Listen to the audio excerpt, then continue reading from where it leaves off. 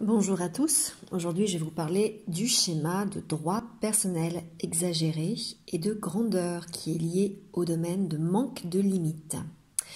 C'est un schéma qui est parfois associé aux troubles de la personnalité narcissique, en tout cas s'il se combine avec d'autres schémas comme le schéma de manque affectif, le schéma de besoin de reconnaissance, d'approbation ou parfois d'imperfection.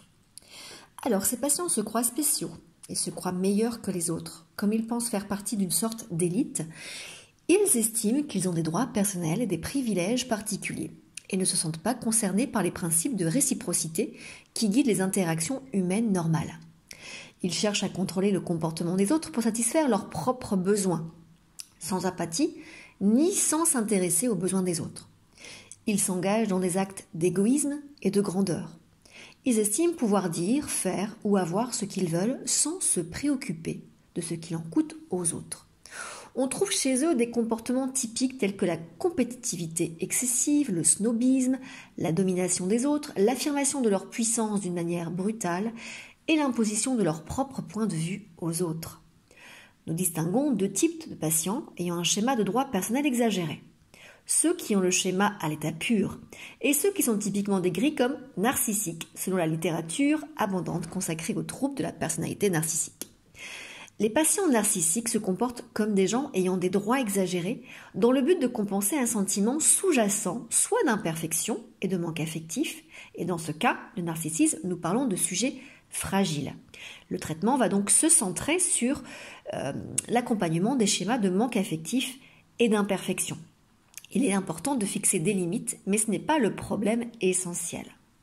En revanche, si les patients ayant un schéma de droit personnel exagéré ont un schéma pur, puisqu'ils étaient des enfants gâtés à qui on laissait tout faire et qu'ils continuent dans leur vie d'adulte à faire de même, eh bien ce schéma est un schéma de grandeur, un schéma pur de droit personnel exagéré. Leur grandeur n'est pas la compensation d'un schéma sous-jacent, ce n'est pas une manière de s'adapter à une menace perçue. Chez les patients ayant ce schéma, à l'état pur, il n'y a pas de schéma sous-jacent à traiter. Donc l'essentiel du traitement consiste à mettre des limites, un peu comme on mettrait des limites à un enfant gâté, un enfant roi qui n'a pas respecté de règles ou qui n'a pas eu de règles à respecter. Il existe un autre groupe de patients que nous classons dans le cadre de la grandeur dépendante. En effet, c'est un mélange de schémas de dépendance et de droits personnels exagérés. Ces patients ressentent des droits personnels exagérés dans le but de dépendre d'autres personnes qui s'occupent d'eux.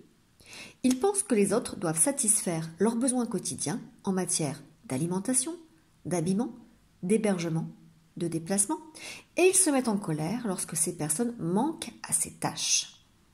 Pour traiter ces patients, le thérapeute travaille à la fois sur les schémas de droit personnel exagéré, mais également de dépendance. Alors, l'objectif du traitement, ça va être d'aider ces patients à accepter le principe de réciprocité dans les interactions humaines. Nous essayons donc d'enseigner à ces patients l'idée que, pour ce qui est des valeurs fondamentales, tous les gens naissent égaux et ont des droits égaux, à la différence de La ferme des animaux de George Orwell. Tous les individus ont une valeur identique, personne n'est intrinsèquement plus valable qu'un autre et personne n'a le droit à un traitement spécial. Les individus sains ne dominent pas et ne brutalisent pas les autres. Au contraire, ils respectent les besoins et les droits des autres. Ils font de leur mieux pour contrôler leurs impulsions de façon à ne pas blesser les autres et ils suivent la plupart du temps des règles sociales. Alors, quels sont les problèmes spécifiques que l'on peut rencontrer avec ce schéma ? Bien, la difficulté la plus probable réside dans le maintien de la motivation du patient pour le changement. En effet, une proportion importante des patients ayant ce schéma quittent les thérapies avant d'aller mieux parce que le schéma est responsable d'avantages importants. En effet, c'est quand même très agréable d'être supérieur aux autres et d'obtenir ce que l'on veut quand on veut. Et pourquoi à un moment on viendrait vouloir changer ce schéma alors qu'on obtient tout ce qu'on veut? Eh bien, le thérapeute doit trouver un moyen de pression, les circonstances qui font de la grandeur un motif de souffrance pour le patient. Il lui faudra ensuite rappeler continuellement au patient les conséquences négatives de son schéma. Alors, je vous rappelle quand même que on retrouve assez rarement les troubles de la personnalité narcissique en cabinet parce que justement, comme ils se jugent supérieurs, ils pensent que le problème ne vient pas d'eux, mais vient des autres.